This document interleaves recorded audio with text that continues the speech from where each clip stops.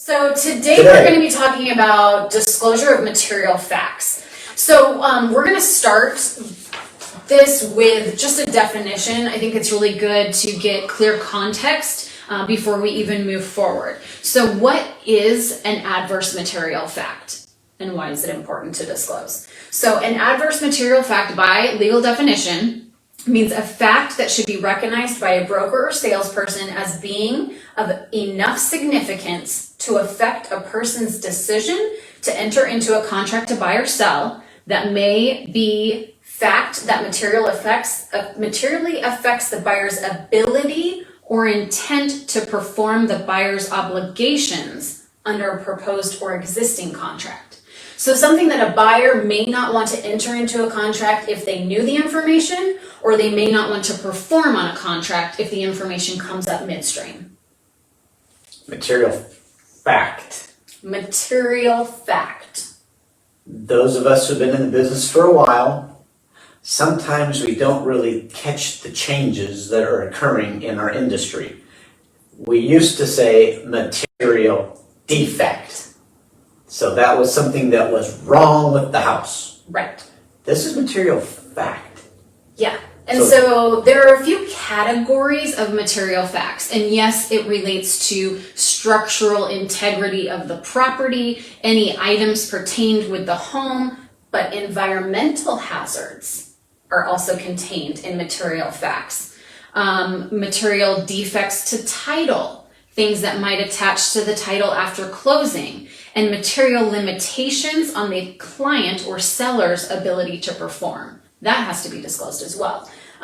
For example, maybe this would be kind of a title thing, but an IRS tax lien. If the seller has a $50,000 outstanding IRS tax lien that they're trying to negotiate, that needs to be disclosed to the buyer up front. Because the buyer may say, well, what happens if you can't negotiate that? Do you have the funds to pay it? And it could adversely affect the ability to close.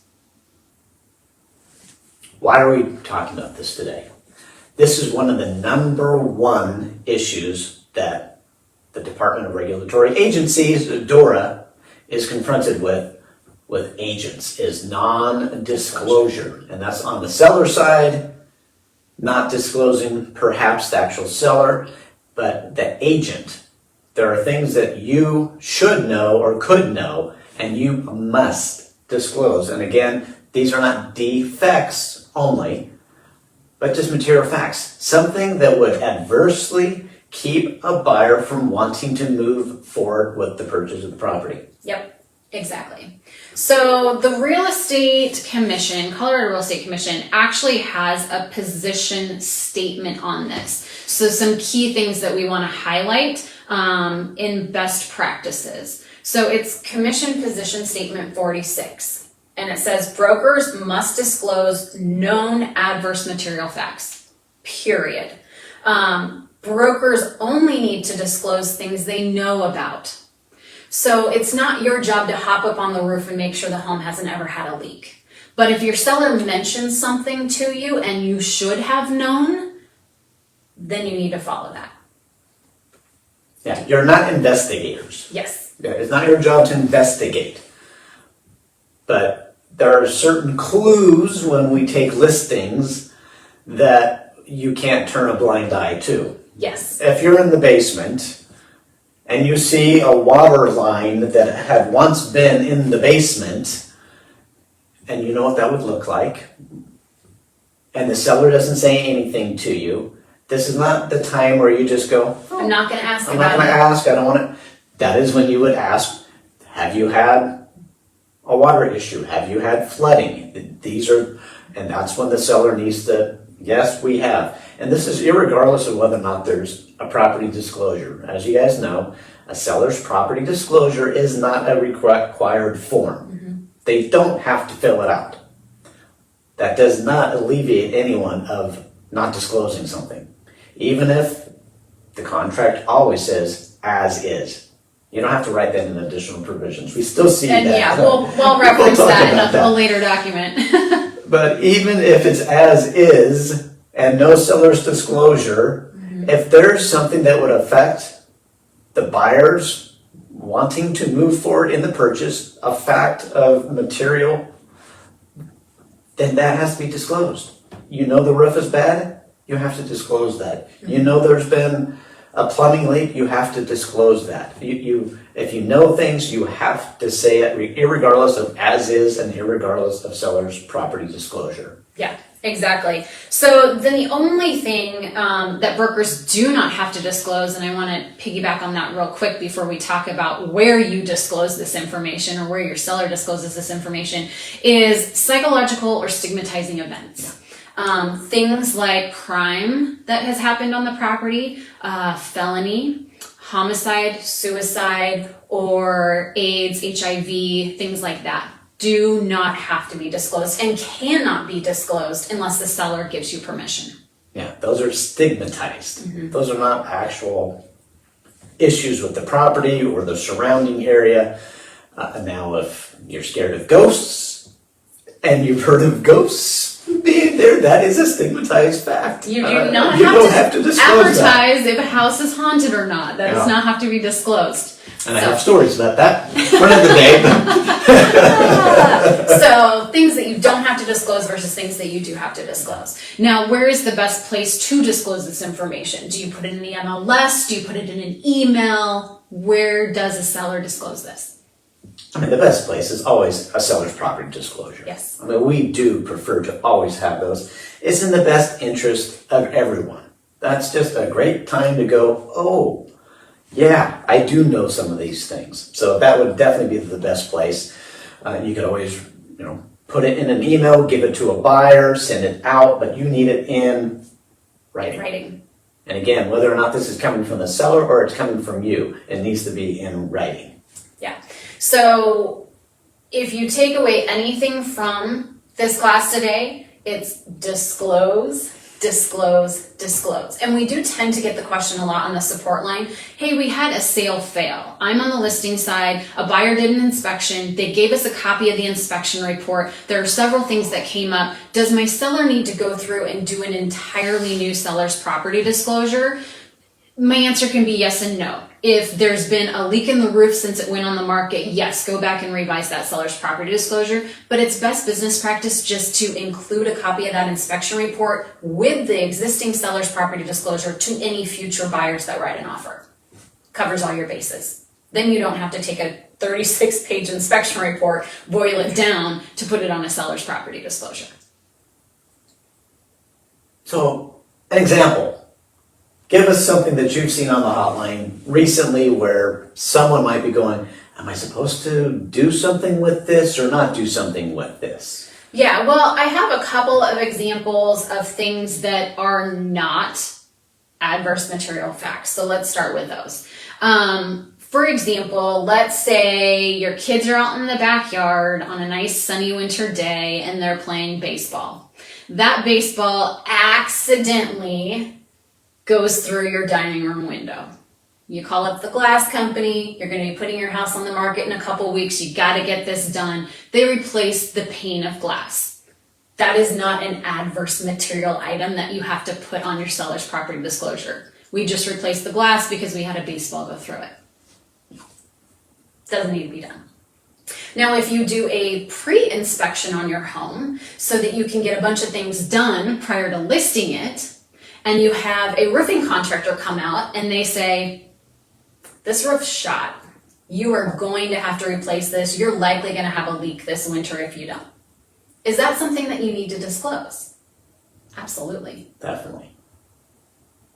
Now, what's something that would be maybe opinion-based? Because we want factual information, not just a neighbor saying, hey, it kind of looks like your roof's getting old. So how do we distinguish between opinion and fact? Things that we do disclose and things that we don't have to disclose. Well, you just had this come up, again, back to the roof, recently with one of our agents, where the inspector, just the home inspector, okay, they're not professional foundation inspectors or survey inspectors, they're not professional roof inspectors, but they're knowledgeable enough to go, you need to get another opinion. That's like going to the general practitioner. And then they tell you to go see the specialist. So if the home inspector says, your roof looks like it's, kind of on its last leg, might not have that many years left, do you have to disclose that? As a seller, do I need to write down in my property disclosure, inspector said, roof looks like it's getting old? In this scenario, that's very opinion based. Now, if you reach out to, our recommendation is reach out to a qualified specialist, because the inspectors don't have to be licensed in the state of Colorado, and so we don't necessarily know what their level of expertise is on one integral part of the home. So I would say, no, you don't have to put on there, inspector thinks that the roof is old. But your duty and your obligation should be to call a roofing contractor to get more information to determine what is truly going on with the roof, and then that needs to be disclosed. It's kind of a heads up. Yeah. You know? Clue, here's a clue. Yeah. This one we need to pursue. If you get a heads up and something goes wrong down the road, and the real estate commission comes and looks at this and says, should you have known or could you have known? Mm-hmm. And you had a clue, somebody said, you know what, we don't have great water. We're on a well system in this neighborhood, and the neighbor said occasionally that they don't get good water, and nobody paid attention. We just kind of let it go over our head. I never asked the seller, never followed up to see, maybe we should have a well report done, and then there's an issue with it. It's like, should you have? Should you have looked a little bit more into it, or had the seller look a little bit more into it? Again, you're not the investigator, but again, you're not someone who gets to turn a blind eye either. So if you could have or should have, you probably should. Exactly. But yeah, if your neighbor comes over and he's Mr. Handy homeowner and he says, you know, all these homes on this street have aluminum wiring because they were built in 1920. Well, you don't have to write down that you have aluminum wiring unless you start pulling off your electrical and start looking at it and go, yes, it does have aluminum wiring. What if someone pigtailed it? What if someone switched out all the wiring in the home? Just because someone has an opinion about something doesn't mean that you need to disclose that. Yeah, it is, again, a fact. Yes. So it has to be a fact. But again, if you have enough information that would say, maybe I should look into this, have someone look into this, the seller look into this. Mm-hmm. Obviously the seller, I mean, you're not going to hire someone yourself, but ask them to look into it. Because the last thing you want to do is have a surprise. Yeah. You know, usually these things don't turn into lawsuits. We don't have that many lawsuits. I mean, we did 1,300 transactions just in our office last year, and then you add in our two other offices. You know, we're well over 2,000 transactions, and I don't think anyone had a lawsuit. Now, we might have had some people upset about some things, and we had to work through those. So if we can do that up front, yeah, that would always be best practice. But really what you're trying to do is keep a transaction together. And the more information you have to present on the forefront of things, the less likely you're going to have a buyer terminate 3 days before closing and a seller that's distraught because it's contingent on their new home and they've got the moving van coming and oh my gosh, what are they going to do? So really we just don't want to have things blow up. So the more we disclose up front, the less likely we're going to have a buyer go, wait a minute, this is news to me. I don't want to move forward. Any questions? Yeah, I know, it's drinking from a fire hose, right? Let's take a look and see. And again, we'll go over this in our mandatory update because truly this is one of the top complaints at DORA. So they always are reinforcing us to teach you guys. Yeah, so far I don't see any questions, but if you have questions specifically related to what we've already talked about, go ahead and type them in and we'll come back to those. Just a couple points of reference for you guys in your contracts, just so you know where this information is actually even written down.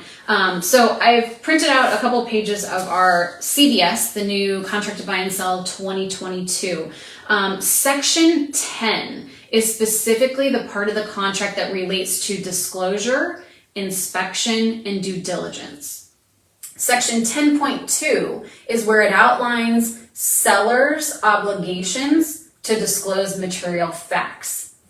So do you want to read through this little paragraph for everybody? And again, this is in section 10.2, so we don't have any screenshots for you this morning since we're doing this live, but if you want to go back and reference, this is exactly where Todd is finding this information he's reading. So yeah, 10.2, disclosure of adverse material facts, subsequent disclosure, and present condition. Present condition. Seller, and this is good to read to your seller, because sometimes they don't want to say things. It's just, so it's good to read these things to your seller. So it's not coming from you, this is coming from the state, okay, state law. Seller must disclose to buyer any adverse material facts actually known by seller as of date of this contract. Seller agrees that disclosure of adverse material facts will be in writing. In the event seller discovers an adverse material fact after the date of the contract, seller must timely disclose such adverse fact to buyer. We get that with hailstorms. Yeah. There's a hailstorm that came through, you find out that you had hail damage after they did the inspection, Yeah, we're a week from closing. Yep, seller's got to say something. He has a major leak in the basement, got to disclose it. Buyer has the right to terminate based on the seller's new disclosure. So this has nothing to do with dates and deadlines. Okay, something new comes up, the buyer has the right to terminate based on new disclosure on the earlier of closing or 5 days after buyer's receipt of the new disclosure, except as otherwise provided in the contract. Buyer acknowledges that seller is conveying the property to buyer in an as-is condition, where is, and with all faults. So this is what we were talking about a few minutes ago. All contracts to buy and sell are written in as-is condition per set paragraph 10.2.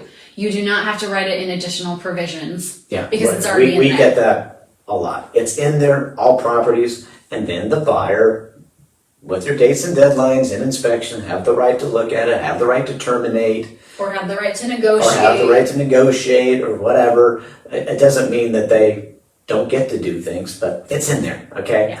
As is. But I have to disclose if there's anything that is a material fact, not defect, fact. I Yep. really hope you guys walk away Pick with up on that, this is yeah. material facts, not defects. What's Anna have to say? So Just want to show Paul, Anna.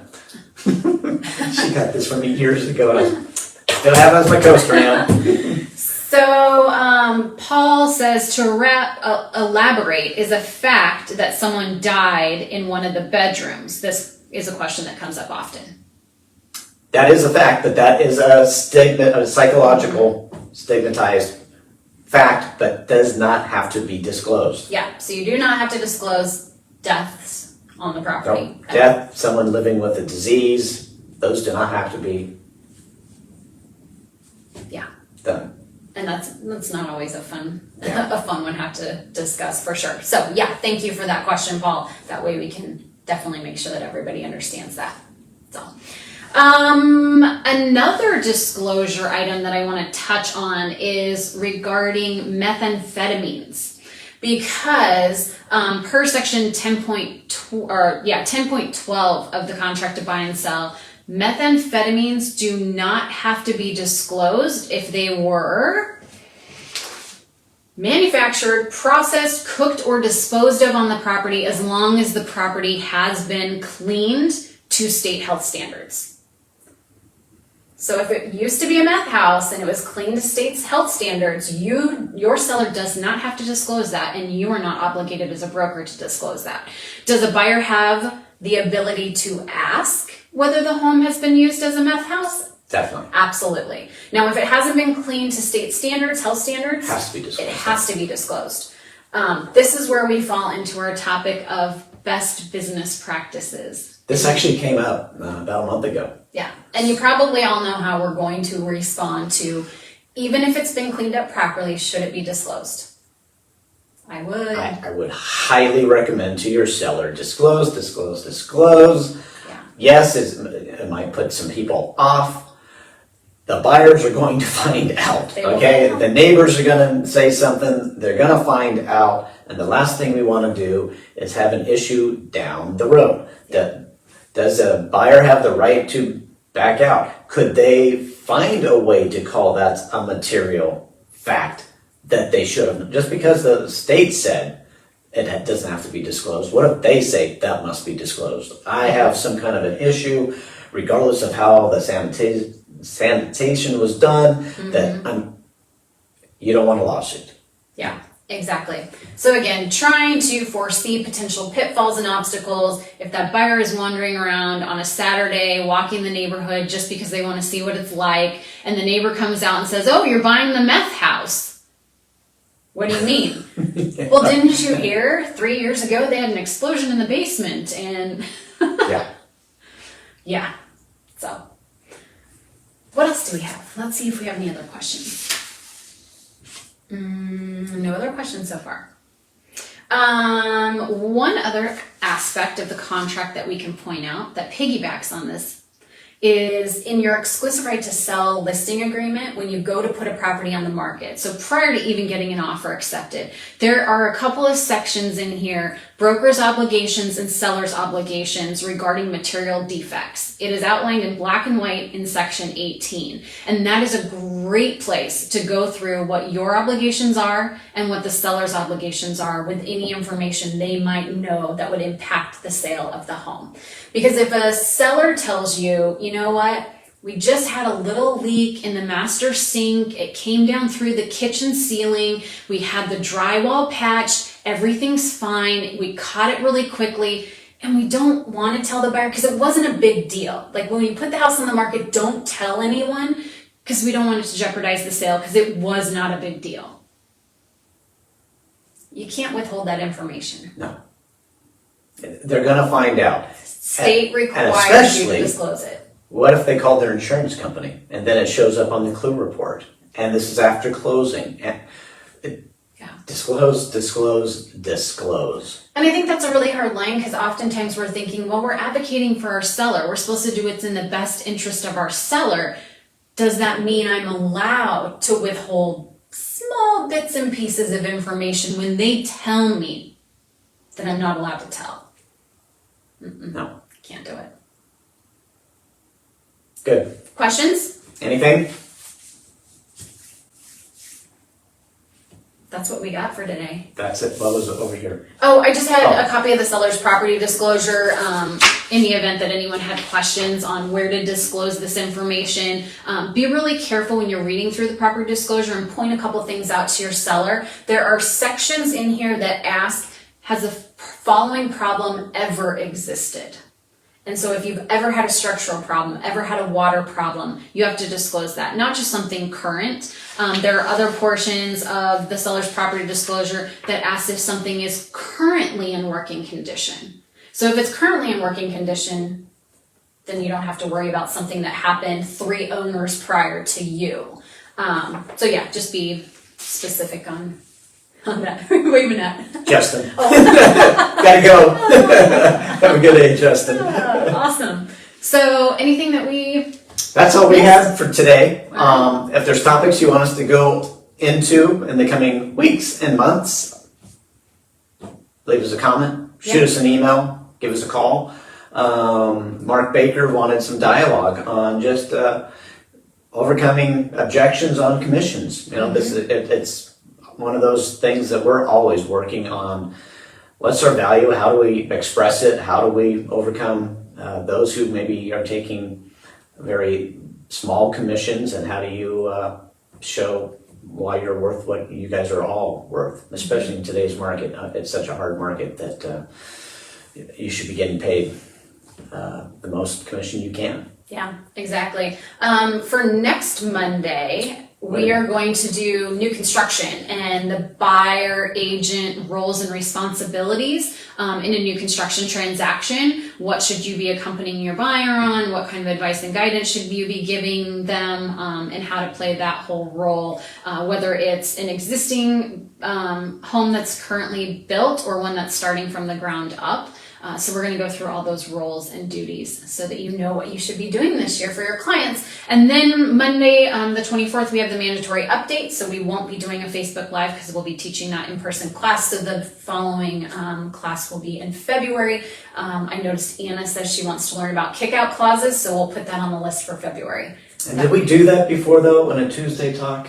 I'd have to go back through the archives and look at it. We may have discussed. If we can find, right of first refusals, kick that's out really what clauses. it is, yeah. Mm-hmm. We'll do it again, but if we've done it before, we'll send that to you just to get you in the meantime. But Yeah. we're just gonna, some of the stuff's gonna be repeat, just because I think not everyone likes to go just watch a video. They're like, well, I want to see it live, even though that's what we're doing. It's similar That's what information. we're doing. So yeah, Yeah. we'll go back on some of these hot topics. We'll redress and, it. Yeah. Make sure that you guys are all up to speed. Awesome. Have a great week. Thanks so much for joining us. Take care. See you next week.